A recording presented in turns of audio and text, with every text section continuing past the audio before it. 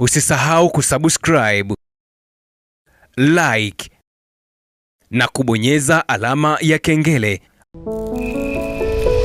Wapiga kura wa Marekani wanaamua leo Jumanne katika uchaguzi wa rais utakaoamua ikiwa Kamala Harris atakuwa rais wa kwanza mwanamke wa Marekani katika historia ya nchi hiyo ama Donald Trump ambaye anarejea ikulu. Matokeo ya kwanza ya uchaguzi wa Marekani yametangazwa katika kijiji kimoja kidogo cha Dixville Notch katika jimbo la New Hampshire ambako wagombea wanakabana ko. Mgombea wa chama cha Democratic Kamala Harris na mgombea wa chama cha Republican Donald Trump wamepata kura 3 kila moja kama ilivyotangazwa kwa maandishi kwenye bango kubwa muda mfupi baada ya saa 6 usiku kuamkia Jumanne. Idadi ya wapiga kura waliojitokeza katika kijiji hicho ni 100%.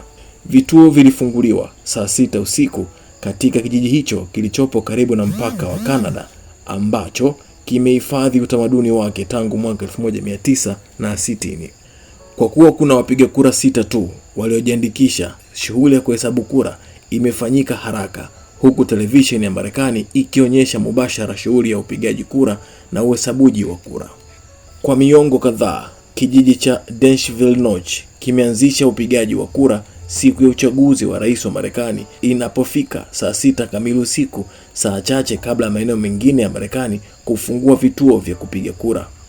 Wakazi wa kijiji hiki walimpigia kura kwa kauli moja mgombea wa chama cha Democratic kwa mwaka 2020, rais wa sasa Joe Biden, rais pekee wa pili kupata kura zote za wapiga kura wa kijiji hicho tangu utamaduni wa kupiga kura wa saa 6 usiku ulipoanza mnamo mwaka 1960.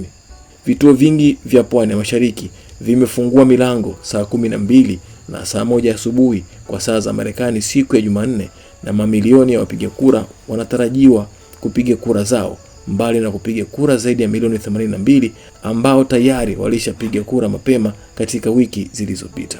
Uchaguzi wa Marekani ambao ni vigumu kubashiri mshindi na wagombea wakikaribiana sana katika kura za maoni unafikia kilele chake Jumanne ya leo, wakati wapiga kura katika nchi hiyo iliyogawanyika wakiamua kumpeleka Kamala Harris au Donald Trump katika ikulu ya mji wa Washington Januari mwakani.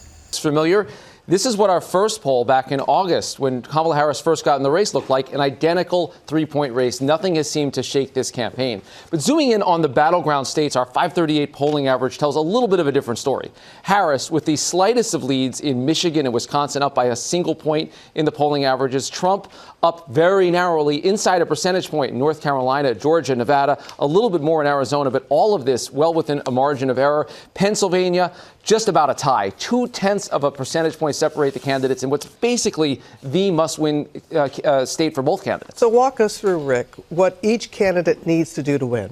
Yeah, so this is our what-if scenarios. We're assuming that the blue states say blue and the red states say red. The easiest way for Harris to capture the presidency, she takes Michigan, Wisconsin, and then Pennsylvania. That's 270 electoral votes exactly. That's exactly the number that she would need. On the other hand, Donald Trump has some paths that run through the Sun Belt. If he's able to end up winning in Nevada and Arizona out west, then he can just hold Georgia and North Carolina in the South. He puts him just one state away. The biggest target, again, Pennsylvania. That's the one that is most likely to determine the presidency. And Rick, what do we expect in terms of how states will report the results? Yeah, Michael, some 82 million Americans have already voted early. That's a wild number, and it's roughly half the total expected vote of the day. And all those votes are going to take a really long time to count. Every state does it a little bit differently. Georgia and North Carolina, the officials there tell us most of the votes going to be in quickly. Polls in those states close early. We could have winners in both before midnight unless it's very close.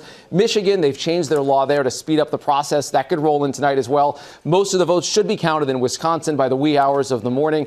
But if the election comes down to Nevada or Arizona, officials tell us counting all those mail ballots will take days, if not a week or more. And it's very plausible. Back to Pennsylvania, the state we're waiting to clinch on right there. Officials there weren't allowed to even open the 1.7 million early votes until this morning. Big urban areas like Philadelphia say they're going to count all through the night, and it will be a very late one at that, guys.